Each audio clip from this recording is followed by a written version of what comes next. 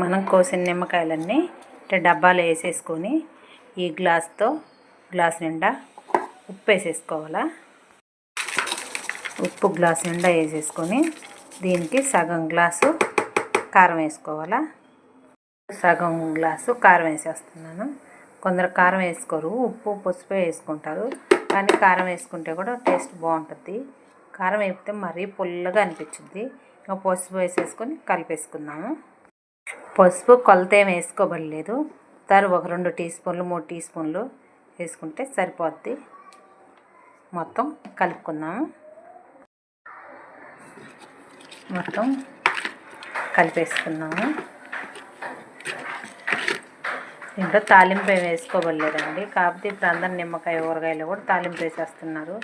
మేమైతే దీంట్లో ఎప్పుడు తాలింపు వేయము.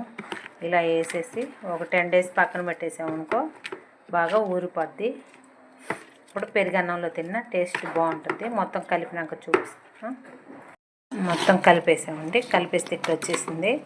ఒక 10 డేస్ పక్కన పెట్టేసామనుకో ఆ తర్వాత పెరుగన్నంలో తింటే చాలా టేస్ట్గా ఉంటుందండి.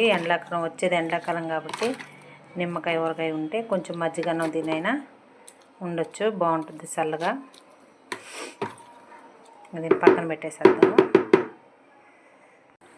ఇది పెట్టి మనం 10 రోజులు అయిపోయింది కదా. 10 రోజులకి బాగా జ్యూసీగా వచ్చేసింది. చూడండి ఎంత గ్రేవీగా వచ్చేసిందో. ఇంత గ్రేవీగా వచ్చినాక ఆవాలు మెంతులు పొడేసేసుకున్నాము. పొడేసుకొని ఇంకా పెరుగన్నంలో మజ్జిగన్నంలో నిమ్మకాయ పచ్చడి తినేసేయవచ్చు. బాగా టేస్ట్గా వచ్చిందండి. చూస్తుంటే నోట్లో నీళ్ళు ఊరిపోతున్నాయి. అర్జెంటుగా ముందు పెరుగన్నం వేసుకొని నిమ్మదబ్బ వేసుకొని తినేసేయాల. బాగా జ్యూసీగా వచ్చేసింది.